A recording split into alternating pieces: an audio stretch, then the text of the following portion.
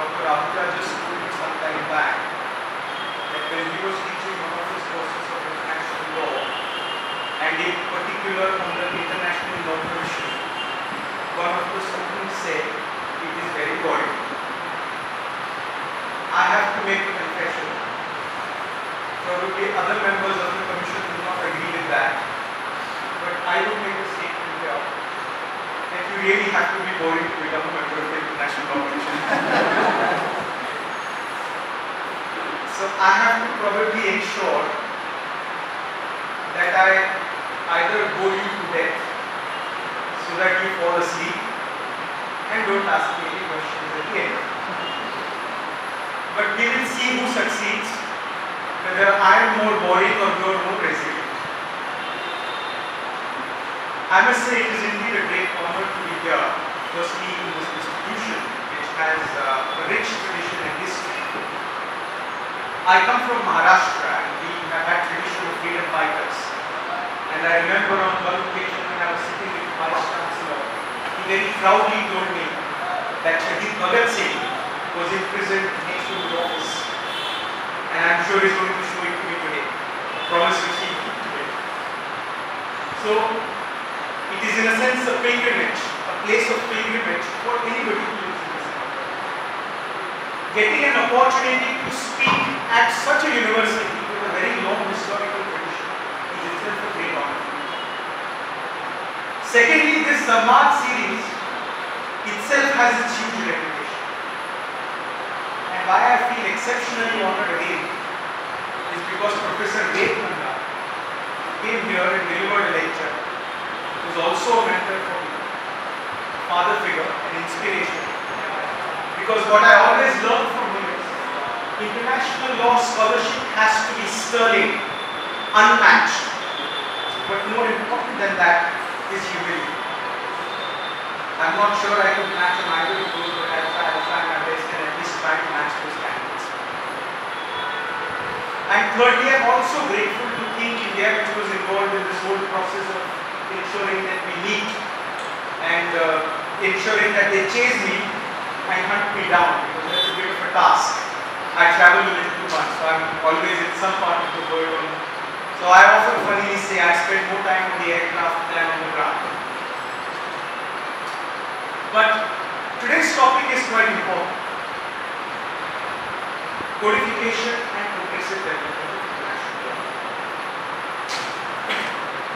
The first question that comes to one's mind is, what are these two concepts? Or why are these two concepts really required? If we look at international law, to give a lighter example, I was sitting with some colleagues at the home of another member of the International Law Commission, and there were some academics. And that academic asked all of us as to why did you get into international law and why did you like international law? The first obvious answer for everybody who gets into international law is that it was by accident. But what I like about international law, at least from my perspective, is that you always have a scope for improvement, you always have a scope for argument. If you think a certain thing is settled, stopped in international law, then probably the reason is because you haven't thought of a better argument than that. Therefore, international law is fundamentally intellectually challenging. That doesn't mean you start bringing into hypothetical, non-existent, theoretical, hair-splitting arguments. That's not what is meant by international law. That's not what international law allows. International law has its tools of argumentation. And as long as you are staying within those tools of argumentation, you have the scope of making an argument and trying to advance a particular side or a particular perspective. Now, this inherent beauty of international law also makes it an object of criticism, and what people like Marty Koskinen call it is an indeterminate system. What he means by an indeterminate system of law is, according to him and according to many people, there are no certain answers to international law. Somebody was telling me an interesting exchange which he had with, probably with James Crawford, who is now a judge at the ICJ. I don't know if the event really happened, but somebody told me this happened. When Marty Kosciuszko made this point, then Judge Crawford said, well, but the number of judges on the ICJ is fixed. So how can you say international law is indeterminate? At least something is determined. But this fundamental lack of determinacy raises questions about identification. Because application of law is one thing. Before you want to apply the law, you need to know what the law is. And when you need to know what the law is, you need to know the contents of that law. It is much simpler in domestic law. You know who makes the law. There is the parliament or it's the state legislature. It's basically a legislative body, maybe called whatever, but it's a legislative body. If I want to know what are the rules on driving on the road, I have to pick up a statute book, the Motor Vehicles Act, the state law, and find out how to drive on the street. Now it's a different story that many people don't follow it. But you know where to find it. If you go to civil law jurisdictions, they don't have a concept of judgment law. Like common law jurisdictions. India is a common law jurisdiction. All those countries who were colonies of the British or the common law system have adopted the common law system. That is the law made by the judge. We have Article 141 of the Constitution, which says whatever the Supreme Court says is a law, is a precedent. The concept of precedent, judgment law. So you look at these two things and identify that this is how a law is made. Fairly clear, simple, straightforward. And one of the reasons why we have such a straightforward and a clear system is because the system has existed for centuries. People like Jean-Jacques Rousseau, Hobbes, Locke, they all discussed about the state, the nature of the state, the functions of the state, the division of legislature, executive, judiciary. A lot of thought has already gone for several centuries. But more than that, domestic law is a symmetrical system. It is a symmetrical system because the person who makes the law and the person for whom the law is made are distinct and identified. In domestic law, the law is made for India by the parliament. It's indirectly made by the people, but directly made by the parliament. The members of the parliament don't make the law. It's the institution that makes the law. Although they are involved in the process, but they can't say this is my view, so this is the law. It is the institutional authority which gives it force. But all our symmetrical, standard, conventional understandings of law making fall flat when it comes to international law. Because in international law, the addressee of the law is the maker of the law. Those who are to be the subjects of the law are themselves the participants and makers of the law. I give you the example of the Indian Parliament. A member of Parliament doesn't make the law. The Parliament as an institution makes the law. But if we look at the United Nations General Assembly, the United Nations General Assembly doesn't make the law. The law is made by states. There was a big debate recently when the Commission concluded its second reading on customary international law. The debate was how much importance is to be given to the resolutions of the General Assembly. And this has been an ongoing, age-long debate between the developed and the developing world. The developed countries said, General Assembly cannot create a law. If there is any institution within the framework of the United Nations that can create international law, then that is the Security Council acting under Chapter 7 of the UN Charter. Because it is the Security Council which has the power to pass binding resolutions. Since these are binding resolutions, they are a form of law, therefore all states have to come. Otherwise, you don't have any freedom of choice. You have to comply with the Security Council tells you. But do you have to comply with the General Assembly tells you? Western scholars said no, you don't have to. Why? Because the former colonizers had presence in the Security Council, and the colonized who became independent, who are now known as the Third World, probably now should hopefully become the First World and proudly say we are the First World, rather than saying we want to remain the Third World. These group of countries were in majority in the General Assembly and were able to get the resolutions passed the way they wanted. So the response of the developed world was that the resolution of a General Assembly cannot create law. It is incapable of creation of law. They use this interesting word in English called quotatory. Quotatory is just a policy statement. Doesn't mean it is law. But whatever it is, we have adopted it, we have accepted it. That's the architecture of the international law-making system today. A resolution of the General Assembly, even if unanimous, unless passed with the objective of creating the law, is not binding. Unless, and I added unless, I'm sure Dr. Ahuja would be very happy to listen to this, since he is an expert in space law. The example of instant custom, which was of course an academic writing by Bing Cheng. He wrote the article on instant custom. Unfortunately, the commission in its commentary recently said they can't do an instant custom. I felt a bit awkward, but I thought that it was not a point where I could rally others, so I allowed him to go. But instant doesn't mean really instant. But I'm sure when Bing Cheng was writing instant, he didn't mean instant means the kind of instant we have nowadays. You know, instant 2 minute, instant ideal, instant sachet of. There is a process involved. There is a process. But in the General Assembly law-making process,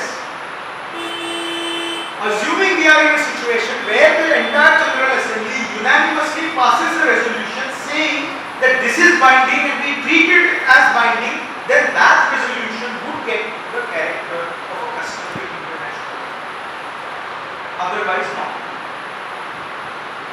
Can we say that only those laws passed by the Indian Parliament with unanimous vote or broad-based support with everybody's acceptance, only that are law and everything else is not law? We can't say that. But we can say that in relation to the General Assembly, because as you would recall, the whole history, the amendment that was done to the Constitution, the 42nd, 44th Amendment, the concept of constituent power, the power to amend the Constitution, the constituent power rests with the Parliament. Constituent power is the power to make the law, to change the law, and the constitutional law, not just any law, but the constitutional law, the grand norms. But in international law, that power rests with states. The constituent power is with states and not with the institution. Now this inherent architecture of international law creates an asymmetry. And the asymmetry is, it is almost like a panchayat. And you have to go and ask everybody, what do you feel? Find out what is the common denominator, what is the basic common understanding of everybody, and then say that common basic understanding of everybody is law. That is international. But is it every common understanding of everybody that is law? If it is a treaty, then it has to be agreed upon, signed, ratified by states, then it is law. But if you want to prove it is customary international law, it is not enough to say that this is the common point that everybody has agreed to. Because you have to go a step further and say states have behaved in a certain manner and they have always felt themselves to be psychologically bound to do what they have been doing. So it is, customary law is a rather tougher process than a panchayat process. Because you're not only finding the common denominator, but you're also seeing whether, when they are saying we are following this common denominator, whether we are bound by it in terms of law, as a feeling of law. And if you are not, then there is no law.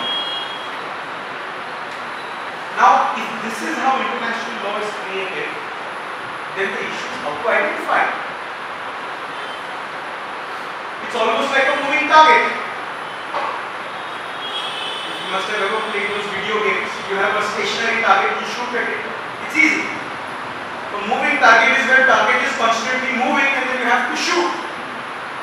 Since your target is constantly moving, you don't know where it is, how it is and how to capture it. And that is the greatest challenge of international. And as a response to that, the process of codification. The process of codification in simple words is nothing but writing down the law. To write it down. Someone might say this is just a simple clerical exercise. But after explaining you that you have to actually go to every member of the panchayat, ask him what he feels, find the common denominator and then find whether he was psychologically saying that with the feeling of being bound by it. So it's not just a clerical exercise, it's a much difficult exercise. And therefore to supplement the codificatory exercise, the concept of progressive development comes in. As international law developed and evolved, the focus of international law was fundamentally on the process of codification. Now, the concept of codification really comes from the Western world. And there are reasons why this concept developed. In Western world, you don't trust the other person unless something is written down. So there is an emphasis on writing. Unlike in India, I remember when I was growing up as a child, my father used to always tell me, Raghukulari Sadachari Ai Prana Jaiga Vachanam Jaiga. Which means the practice of Raghukular is so proud that if we have made a promise, we give our life but not give our word. But the Western practice is, no, my word doesn't mean anything unless I have written something down on a piece of paper. Whatever it is, but that's the genesis of the concept of codification. So when this concept of codification was introduced, it was introduced with the feeling that all states should write down what is it that they are bound by. For example, we take any principle of customary law. Article 2.4 is said to articulate customary international law, or Article 51 of the UN Charter relating to self-defense is customary international law. It is one thing for me to say that right of self-defense is customary international law. Conceptually, it is very nice. But tomorrow if I have to prove that I have exercised my rights within the domain of right of self-defense under Article 51 of the UN Charter, what are the parameters based on which I have to establish it? That is unclear. So the concept may be customary international law, but its contents may not be customary international law. That has been an issue of big debate after the 9/11 terrorist attacks. When United States started attacking other countries, it started with Afghanistan saying it is harboring terrorism. It started attacking Iraq on the ground. We are in a war on terror. They call it a war on terror. And they said we are going to have a preemptive self-defense. A self-defense is where the other party attacks, you respond. But they said no, we are not going to wait till they attack. We are going to attack before they attacks. In fact, this concept, it's very interesting how these concepts develop. It developed from the concept what is called the Webster's formula. And this debate basically started from the Caroline incident. So, United States had just received independence or gained its independence from United Kingdom, Great Britain. Looking at that, the Canadians also got inspired, and Canadians thought, let us also try for independence. So they started this freedom movement. And one of the leaders of that freedom movement was involved in this Caroline ship. And this Caroline ship was containing weapons and all of the things which were basically being shipped by Americans for the Canadians. When the Britishers intercepted that ship, they set it to fire on the Niagara River and sent it down the Niagara Falls. Then the issue was whether the action of the British falls within the purview of self-defense. Were the British under an imminent threat when the arms were being transported, and would it amount to genuine use of self-defense? And There's a letter which Webster sent to Lord Ashburton of Great Britain, where he said it has to be an eminent threat and the response has to be proportional. Now, identifying these elements, how do we identify these elements? So, conceptually, self-defense is customary law, but what are the elements of customary international law is unclear. Somebody has to codify it. Somebody has to identify it. That was the challenge. Codification was not new in international law. One of the first famous codification exercises which happened was in 1814. And this 1814 was a Vienna conference. For the first time outlawed slavery. They said if there is any trade which relates to slavery, that is illegal, not recognized by international law. I call myself a positivist. That is, you can find answers for your questions within international law. Often people say legal positivism is not sufficiently enlightened. It's parochial because everything depends on state consent. And the criticism is states are always working in self-interest, they are never concerned about larger goals. Whether right or wrong, for whatever reason, it is a fact that states got together and said slavery is illegal, nobody should intervene. It was a creation by states after all. We need to acknowledge that. So after the Vienna conference, there were several other conferences, some big successes, some big losses. But 1899 and 1907, the two Hague Peace Conferences are pretty much considered to be the foundation of the modern international.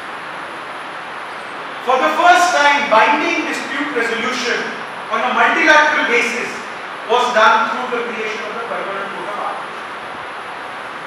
Issues of territoriality, territorial sea, was agreed upon for the first time.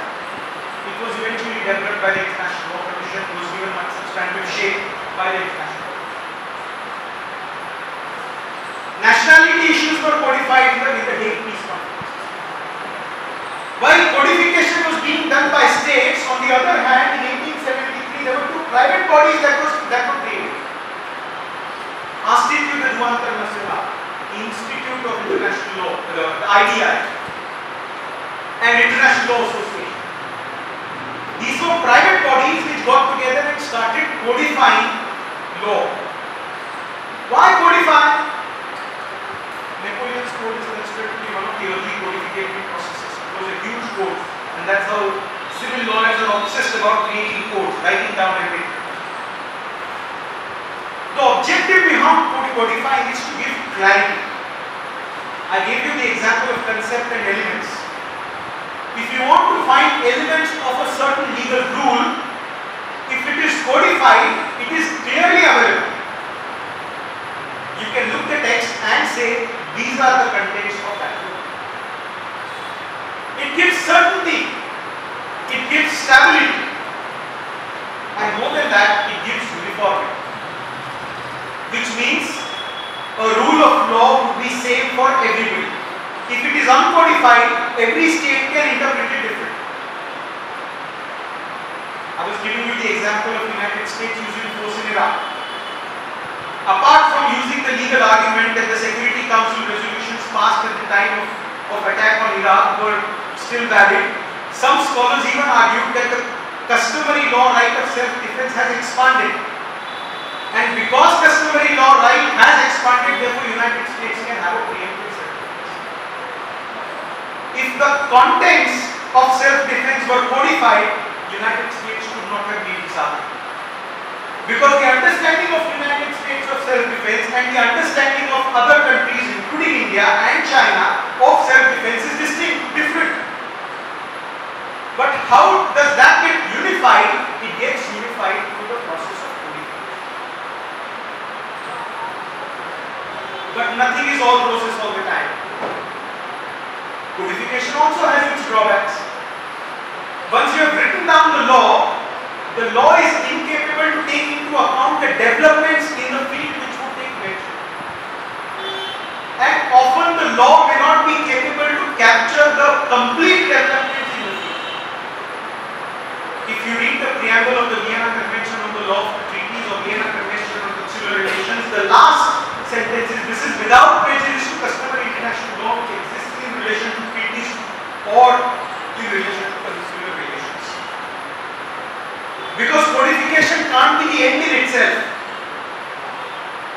Codification can't take into account the future progressive developments that a law would undergo. It also becomes rigid. It also gets stagnated.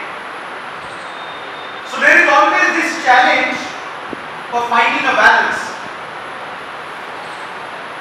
Therefore, codificatory exercise has to be, in a sense, enlightened exercise. When the UN Charter was created, when a permanent body was created, under, as was very rightly pointed out, under Article 13(1)(a) of the Charter of the United Nations, the task of progressive development and codification of international law was given to the General Assembly. Now, General Assembly is a political body. In a political body, every state has its own interests, and it would become impossible for all the states to agree on to something to be customary international. It would almost be like entering into a treaty. If every exercise has to be akin to the process, the tedious process of entering into a treaty, then Article 38(1)(a) of the ICJ statute becomes redundant. Because then how do you identify customary international? If you are saying that everything needs consent of all the states all the time and has to be written down, then where is the space for customary international law? Considering this problem and several other problems, there was a body constituted, it was called the Committee of 17. There were 17 jurists who got together, and this committee was created through the first ever resolution that shows the importance of international law and the importance of the codification process. They made a recommendation, and accordingly there was a resolution passed by the General Assembly, Resolution 147 21st of November 1947, that created the International Law Commission. In 1948, the International Law Commission had its first session, so we are now celebrating its 7th-year anniversary. The difference between institution and people is people grow old, but institutions become riper with time. And that's a paradox. I'm a member of the Commission and half the age of the Commission, which represents that a body is evolving. It's willing to absorb new people. It's willing to absorb perspectives of new people. It's willing to absorb perspectives of people from different backgrounds. Because when the International Law Commission was created, the membership of the UN Charter was barely 67. Because most of the countries in Africa had not gained independence. Asia had not gained independence. It was only when the process of decolonization began, the membership of the United Nations tripled. And as the membership tripled, it also represents how the Commission evolved. When the statute of the International Law Commission was prepared for the first time, it composed of only 15 members. It was changed, it was amended May 20, it was further amended May 25, it was amended, then amended to bring it to its present strength of 35. And the idea is that the Commission has to be a truly representative body of the global aspirations. Members have to come from principal legal systems of the world and have to represent principal traditions of the world. And therefore we have a body which is comprised in a manner which represents that view. The task of the Commission is encapsulated in Article 15 of the Statute of the Commission. The Commission is responsible for codification and progressive development. There is a big debate within and outside the Commission whether they are same, different. The use of both these words was a part of a compromise between the developed and the developing world. The developed world was insisting on codification so that their old laws would remain. The developing world was saying develop it progressively so that we have newer ideas, newer concepts accommodated in the process of